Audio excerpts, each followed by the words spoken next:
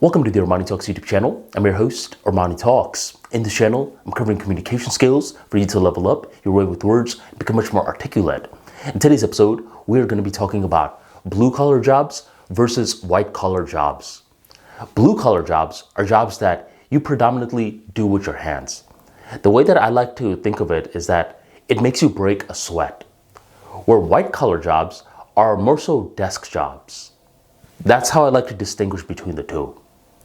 Now, in this era, one thing that I've noticed is that both sides are admiring one another. A lot of white-collar workers, they're like, man, I'm sitting in my cube all day. I really don't think this is what the human was designed for. I really want to build stuff with my hands. And then they look at their blue-collar counterparts and they start questioning them. And the blue-collar counterpart is talking about all the work that they are doing with their hands. And the white-collar worker is awestruck. Really? You fixed that entire thing with your hands? Tell me more. On the flip side, the blue-collar workers are admiring the white-collar workers. The blue-collar guy's like, you made how much? Really? You made in 2 weeks what I make in an entire month. And both sides are viewing the opposite sides as ideals. Now, here's where something strange has been happening. A lot of white-collar workers are thinking about abandoning their current career to become blue-collar workers. And if you don't believe me, go on Reddit. There are plenty of people on Reddit that are like, hey, I'm really thinking about giving up my six-figure office job to become an electrician. What do you guys think? And there are plenty of people in the comment section that are encouraging this guy. Well, you only have one life, bud, so why don't you?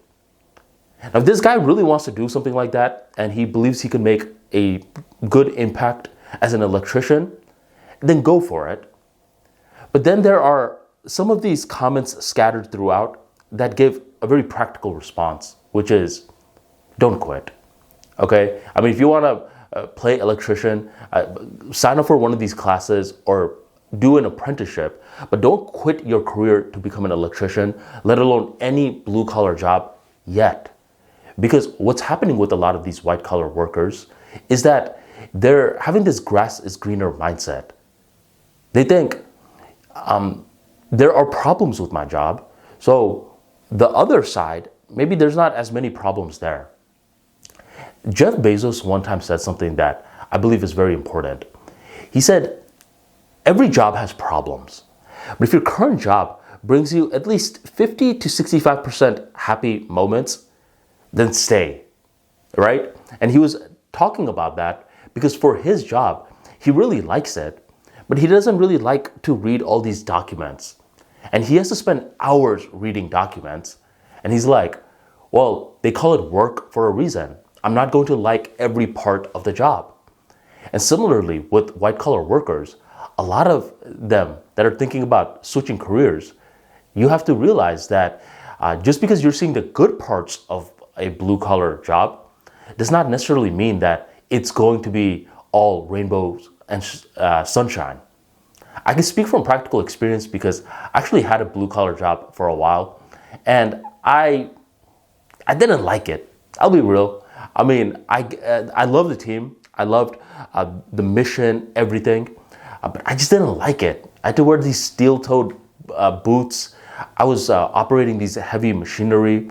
I had to get my hands involved a lot to operate this machinery. I was burning 3,400 calories a day. I was just tired. I would come back home. My legs were killing me, right? I just didn't like it. There were some pros and cons. Some of the pros were if you have a lick of ambition, you can move up really quickly.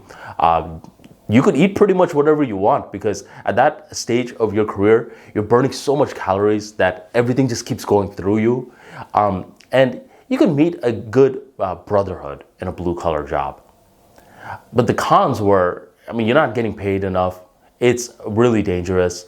And it's just physical labor over and over again. Some of these guys, their main strategy is overtime. It's like I'm getting paid $21 an hour, but if I do overtime, it'll be 1.5 times $21 an hour. So I'll make more money.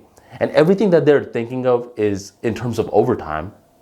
But the thing with overtime is that it is not a good game plan, because eventually your body starts to rebel against you. Your body's like, I don't want to work anymore overtime. So I would say the cons outweighed the pros. But after working a blue collar job, it made me gain so much respect for blue collar workers.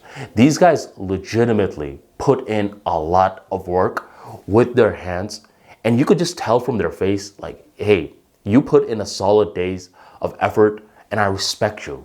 Because of you, our world is running. I respect you. I respect you, but I don't want to become like you. So if you're a white collar worker, please do not think about transitioning into blue collar work.